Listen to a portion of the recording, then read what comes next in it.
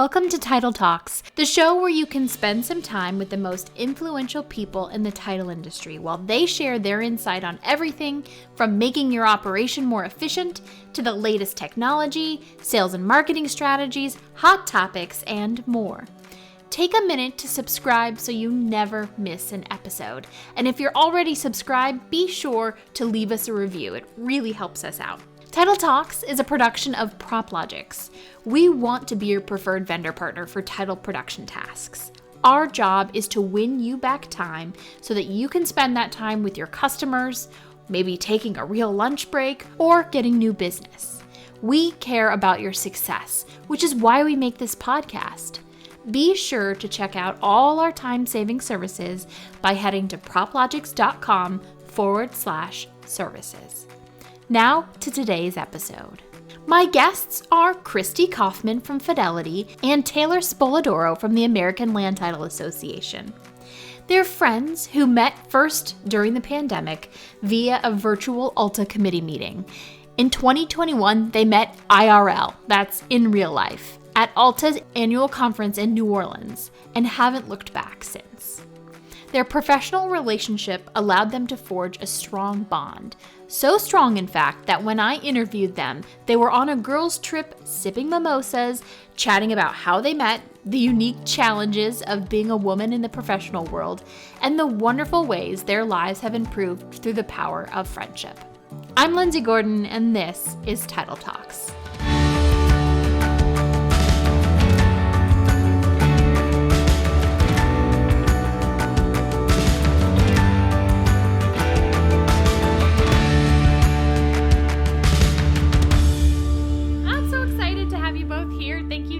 For joining us for Title Talks.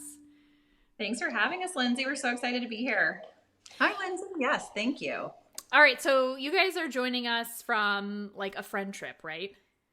We are. We're in California, in Long Beach. Oh, that's so awesome. So I wanted to, obviously we're talking about the power of professional friendships today. So first I wanted to give you guys both a chance to introduce yourselves and talk a little bit about your background and your career journey. So why don't we start with you, Taylor? Awesome. So I am Taylor. I am the Senior Director of Member Engagement and Development at the American Land Title Association. Thank you, PropLogix, for being one of our awesome members. We love having you as a member. I've been in the industry for almost 16 years. My anniversary is coming up in June. I went to school in Washington, D.C., and I graduated and got a great job right out of school and was working at this beautiful apartment building doing leasing and marketing, and I really, really loved it. And I was fortunate enough to be connected to Michelle Korsmo, who's our former CEO, and we became fast friends. I babysat her kids, and she recruited me to ALTA, and that changed my life. So I went to ALTA and started as a membership assistant and kind of worked my way up, and now I run the membership department, and it's been such an amazing journey. Made so many friends, even met my husband, and it's just been an incredible experience, and I love ALTA. Oh, super cool. All right, Kristi, what about you? I love that story so much. I love how Taylor met her husband. So that's maybe a discussion. Maybe you could do like a love connection. I love it. Although that might go a little off the rails. But so it's actually super interesting because I am the Strategic Growth Director for the Massachusetts Agency Division at Fidelity National Financial Family of Companies. I am in charge of education and collaboration, all sorts of fun industry words. And I live in Boston, which is where Taylor grew up. So we have all these like really unique threads. We can certainly get to that. But I came into the industry right out of law school in 2003, so over 20 years ago. I was a practicing real estate attorney for 16 of those years until I was recruited to work for an underwriter and then again by F&F. And so that's my journey here.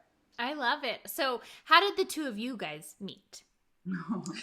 We were just talking about that actually because we met during the pandemic virtually. So we knew one another just like we now know you virtually, Lindsay. This is so fun. Maybe I'll be on the girls' trip next time. No. Yeah, exactly. Yeah, so we met virtually through one of our very, very good friends and both of our mentors. She did this incredible job for ALTA when she was the chair of the membership committee of like really pulling people in virtually, which is, as you know, it's not easy and it's not a skill that everybody has. So it was, I believe, an ALTA one that was done virtually is how we met. Mm-hmm. Yes. Yeah, we started connecting and doing meetings together. She joined the membership committee that I am a part of and that our mentor was chair of. And yes, we had sort of a virtual connection for a while. And then Kristi got to attend her first ALTA 1 in 2021 in New Orleans. And this is also a great story. And all roads lead back to your husband, Giancarlo, I think. Do you want to tell it? Yes. So Yes. It was my first ALTA 1 conference. And I don't know if anybody has ever had the benefit of going, it truly is a benefit of ALTA membership and just our industry in general, because it is where like everybody comes together. It's one of the national conferences. It's your largest national conference. And it's just an extreme exchange of information about everything that is happening in the industry. And so it's very intimidating. And this was the first conference back out of the pandemic. Mm-hmm. They were very, like a lot of protocols. They were super, super safe about it. But it was my first one. And thankfully for me, Taylor's babysitter fell through. So her husband, who normally attends that conference with her, where they met many, many years ago, was not able to make it. And so she was down a +1, enter me.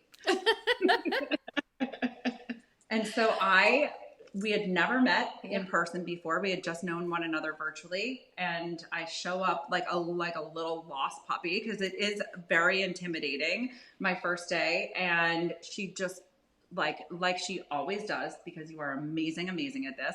She scooped me up, took me right under her wing. And it was a life-changing moment. That conference was life-changing for me. So thank you. Oh. It was so fun. I remember like our first at that conference, we got to go and on the streets of New Orleans and the parades that they do. And like, that was our first like hanging out. Yeah. We had so much fun. We paraded to dinner and we got to like introduce you to a bunch of people. And then, but then, Kristi, you really made it your own. Like you put in the time and the effort to meet people and make connections and stuff. And by the end of the conference, she was recruiting people to be members and join committees. And I'm like, see, you're a pro. So and we'll have to share of that, because the video from the parade is spectacular. I was going to say, I've definitely seen some photos and videos from that event, and I like serious FOMO, because it looked like it was like so cool, so much fun. Yeah. So you guys, that was what year? 2021, 2020? 2021. Mm-hmm. Okay. Are there any things that like, you guys have, other than like the benefit of friendship, like career advancement or opportunities that you guys have had just having, forged this relationship? So that is also an excellent question, because one of the things that we have done in forming this sort of informal group of women that we have through the title industry and meeting through ALTA is we talk philosophically about all of these things all the time. And so when we read that question, the first kind of thing that we thought about was that it depends on how you define advancement in your career. And one of the things that we are all really intentional about doing is redefining what is basically seen as traditional career advancement, which, you kind of look at it traditionally as ladders on a rung on the ladders rather. And people kind of see that vertical climb as like that's career advancement. And we've all redefined that to include so many other things. How much joy do you find in your day? How much growth are you able to discover in your current position? Do you need to change positions or go to a different company to grow? It's not the traditional, just rungs on a ladder climb. And in that way, all of us have seen an enormous impact on our career advancement. Would you agree? Oh, absolutely. Yeah, that's spot on. I love that. I love that, like looking at it and kind of bucking like what traditional advancement means. Like what are some of like the benefits that you guys have, you know, like how does it improve your overall like work life? Exponentially, I would say. First of all, most of us, and this is just you know, in like between Taylor and I, we're both moms, and there are certainly unique things that women experience in their career when they are parents, and men too, but you know, traditional roles as have been defined by women are different. And so to have that support of also, I cannot go without saying the generational networks that we have made. So Taylor, I think I have like 10 years on you. And then, you know, we have some really important people in our network that have 10, 20, 30 years on us. And there's something about that as well that has really offered us an immense benefit. And it works both ways. There are things that I think like that I learned from you because you're parenting young children now while you're working full time, and you were just talking earlier about being remote. You have remote possibilities right now that I didn't have when I had children in elementary school. And I love seeing how that impacts your entire life. And that's been an enormous advancement, I think. Yeah, absolutely. Yeah, no, and we were saying, you know, we're with our friends here too on this trip, and being able to give back and forth. Like one of our friends is kind of transitioning out of the industry, and she's a grandmother now, and she has such pride in her babies, and so being able to help her in that too, because I have little ones and she's got her little grandbabies, and it's so fun to be able to share that, help each other out with things that are, you know, my kids and her grandkids are going through. And it's so fun to be able to do that. Yeah. That's awesome. And I imagine like knowing that you both really kind of started your relationship by going to like a professional conference. I know that ALTA has like a ambassador program where it's kind of helping people, you know, because I think, Kristi, you said it can be really intimidating to kind of walk in, especially if you're someone from, you know, an area where you don't, you know, interface with a lot of other companies in the industry, and it's like you're not really used to it. Maybe you're from a smaller title company, and so you're not really used to like the collision with other, you know, professionals in the industry. So it's like, you know, why is it so important to maybe reach out ahead of going to something like that to like really make the most of that experience? Yeah. Even Kristi, you know, she works for Fidelity. You would think people automatically assume, oh, she knows everybody. She works for Fidelity. Yeah. Not correct. She knew maybe 2 people going into that meeting and out of 1,000. So, the ambassador program is an incredible program it's under our membership committee. And run by Deb Grace and Tammy Pearson, who are the most amazing humans. They just live for this. It's really all about reaching out ahead of time, making people feel comfortable, letting them know that we're here for them. They are not going to come to this meeting knowing nobody. They are going to connect with us virtually. Our ambassadors make phone calls, they send emails, they send bonbon videos. They want to connect and just talk to these first-time attendees about what to expect, what they're looking for. Are they looking to meet a specific person? Are they looking for a vendor, something that their company may need, a product, anything? I mean, we want to just honestly connect with them and show them a friendly face so that when they get there on site, they're not scared. We have had first-time attendees that are just terrified and end up in tears, and our ambassadors say, no, we've got someone for you. We have got the place for you. We're going to show you what to do. We're going to connect you with Kristi. We're going to connect you with Glenn, you know, all of the ambassadors. So it's an amazing program. I know that ALTA is really proud of the work that Tammy and Deb have done with the ambassador program. And so much so that I think it's been duplicated, which is of obviously the highest form of flattery at other conferences in the industry. And one of the things that I think they do so well and that you work with them so closely on is being really intentional about how to make that connection and who to pair, who to make the connection with.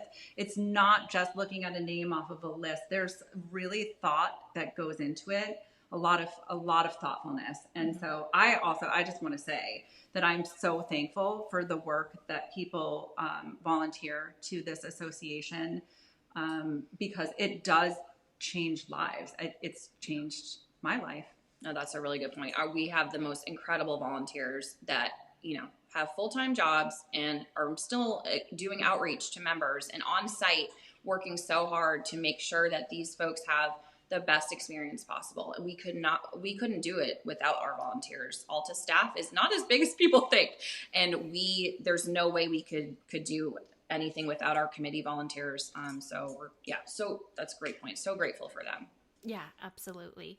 So, I want to talk a little bit more about like being female in any industry and specifically in the title industry. So, do you think that professional relationships and friendships are more essential or necessary for females? What do you think, Kristi?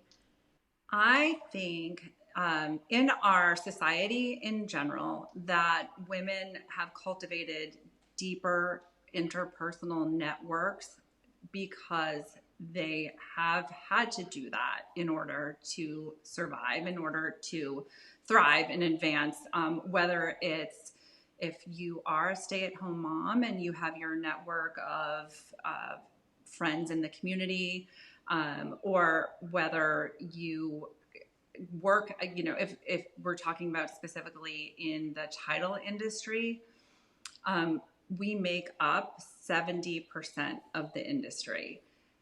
However, if you look at a lot of executive teams and a lot of leadership, it is not reflective of that 70%. It often is flipped on its head. It's usually about 30% of leadership if it reaches to that number. Mm-hmm. And so from my opinion, is clear that we do need to network stronger, that we do need to advocate for one another a little more, just because traditionally, there are women in our industry right now who are blazing trails still in 2024. So that's, yeah. What do you think? I think the pandemic changed that too and made it more so that women really need these connections. I'll speak from personally, I work remotely and I'm an extrovert and I need that connection. And so I put myself out there in all different aspects, not just, professionally, but personally, because I'm craving that connection and I'm craving information exchange and building this village because it's important for my life. So I do think the pandemic has changed that a little bit too, where people just crave that. And I think it's really interesting because we have referenced the pandemic a number of times already. But I often think that we don't discuss the significance of what happened between those sort of bookend years of the pandemic. And to your point, one of those things is people reevaluated a lot of what was important to them in life, in career, and bringing those things together, I think became a lot more important for people because we were working from our couches and having meetings set up on our, kitchen islands and having kids scurry by or partners having to do the same thing in the other room. And you're going, could you just bring it down to 3 decibels? I think because all of that happened while we were still in this industry at the height of, we were so busy, people didn't have an extra second in their day. I think because those lines got blurred, that it was actually a good thing. Mm-hmm. That if you have a happy, fulfilling personal life, you want to bring that same into work. And you want to be able to bring yourself, your whole self, to your career in a way I think that is unprecedented in terms of a before and after. And so I think it's important because it helps women to know, and by the way, we're not all the same. We come from different backgrounds. We come from, we represent different religions and races and socioeconomic classes. Our industry is made up of so many different people. And it's important that, we're sort of like all seen and heard. But I think that's one of the reasons why the power of that relationship between women has actually grown in importance, I think. Yeah, that's awesome. So Little birdies. I was going to say, you identify Taylor as an extrovert. Kristi, do you also identify as an extrovert? Ooh, that's a great question. I am, growing up, I went to 17 different schools before I graduated high school. And I think whether it's by nature or nurture, I would consider myself what I call an independent extrovert. I have no problem sitting at a lunch table all by myself with my nerdy little notebook and a very tall glass of water. I have no problem. Like, actually, sometimes that can be like a very happy place for me, but I thrive on human connection. So I would say I'm extroverted in the sense that I need people. And so I know in order to have people, you have to get up from that table and close your notebook and look up. So, but so I'm kind of a blend, I would say. A blend. Yeah. I was going to say that was my next question, is just that, like, if you are, maybe your company isn't able to invest in going to an event where you're kind of like, in the middle of that sort of thing. And networking is not easy for people. And I think it's tougher for women. I think it's tougher, if you're, maybe at a smaller company, or you may not have the same resources another larger company might have. Like, what do you think are some things that people could do to really kind of put themselves out there and really start to form professional relationships or friendships? I mean, I think there's a couple of different things. I do think there's this, concept. People think that you have to travel to meetings to make these connections, but some people can't. There's cost involved. There's time away from the office. There's, a lot of things, especially right now, that are hard. So we encourage folks to join ALTA committees to sort of get in the door, find, like, there's over 30 committees, and you will find a home for you. It's just a way to connect. We run a lot of our meetings virtually. Some of them are held at ALTA meetings, but a lot of them are virtual, and we want people to participate. We don't want them to feel like they have to travel to every meeting and be out of the office. Like, that's a great way to start to build your network.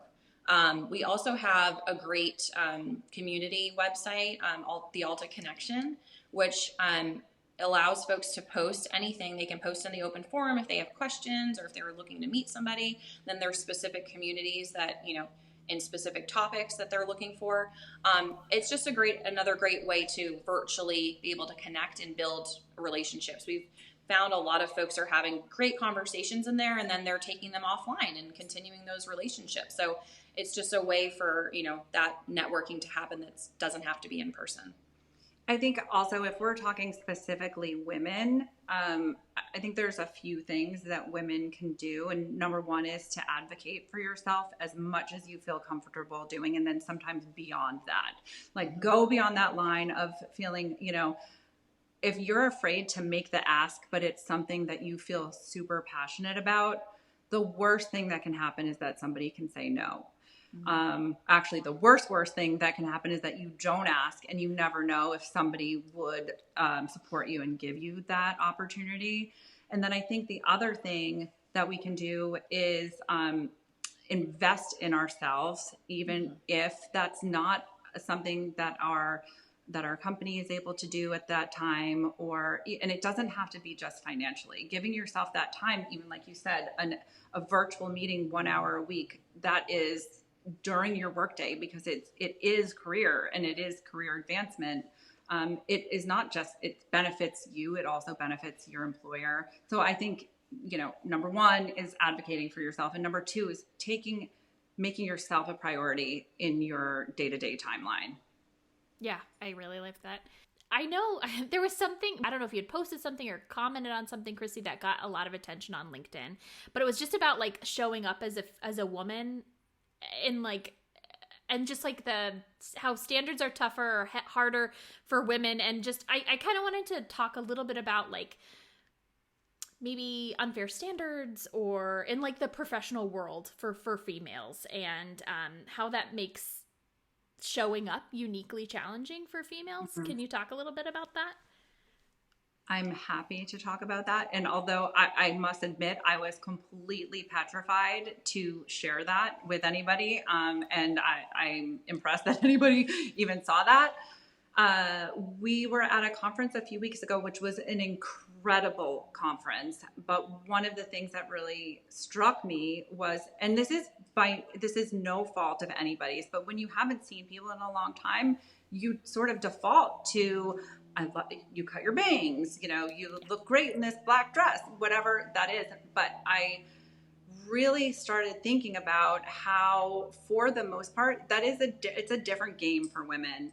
And in so many ways. And I have heard many of my women coworkers or women in the industry say, oh, I can't do that because I'm too fat right now. Or I don't want to get up and speak in front of a room full of people because I don't like the way I look right now.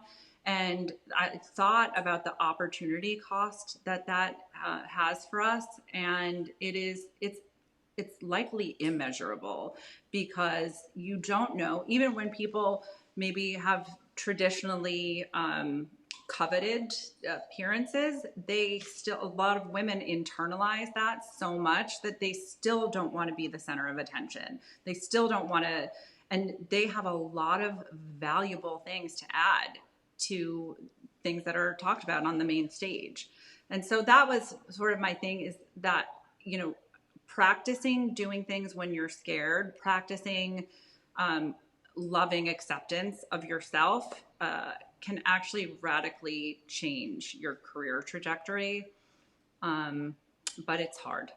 It is hard, yeah. And it's not necessarily about changing yourself. It's really trying to change your perspective, saying like, I'm going to show up as who I am.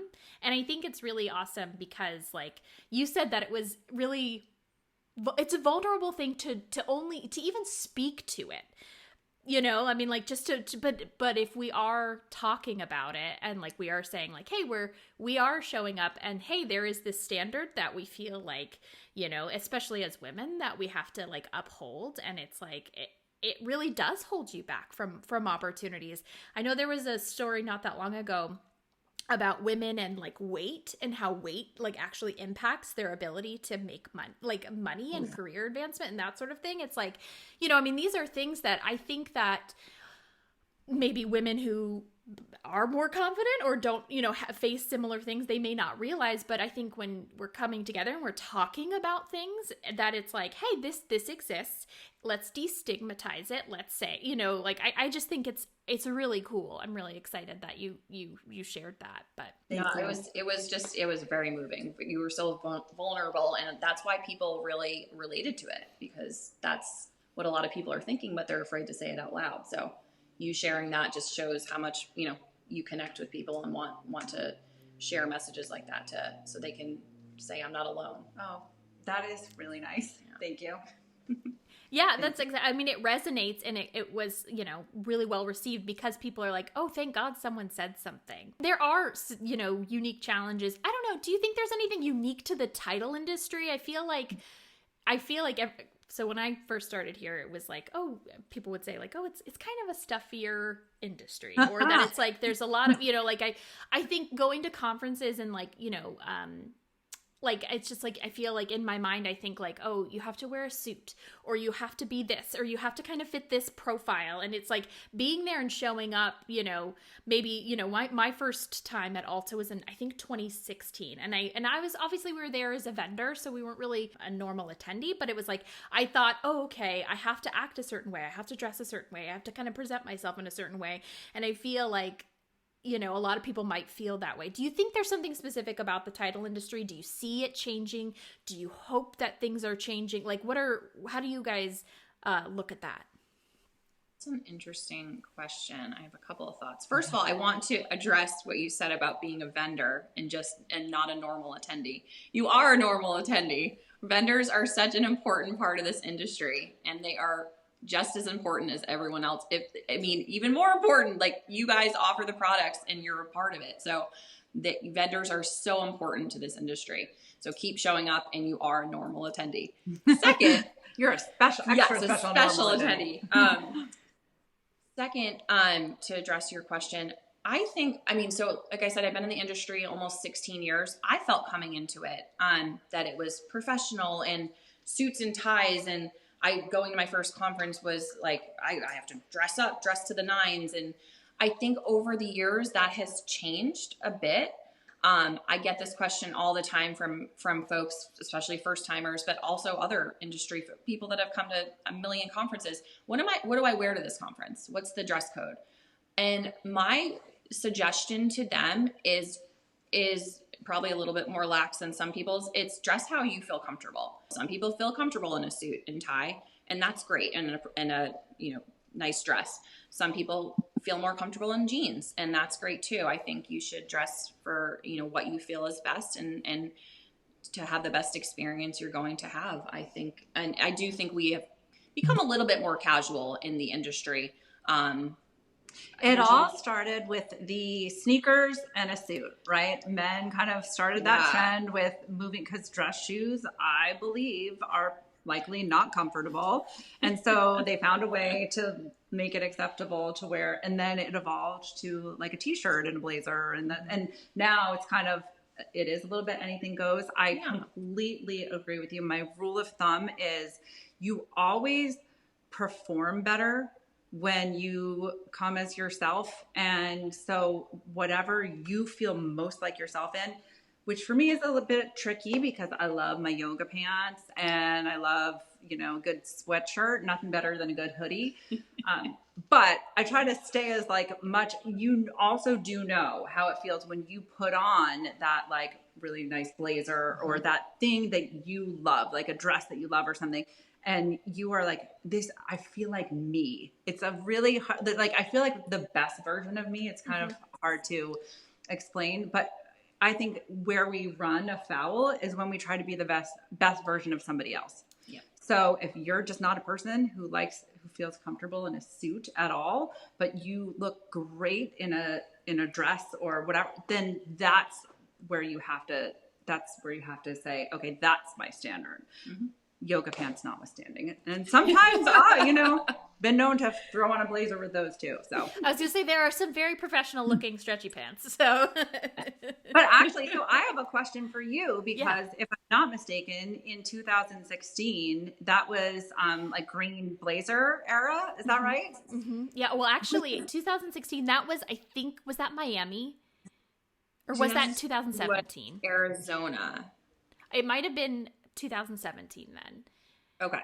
We were in Miami or Doral. That was Florida. Yeah. Mm-hmm. Mm-hmm. Yeah. And our team wore like flamingo suits.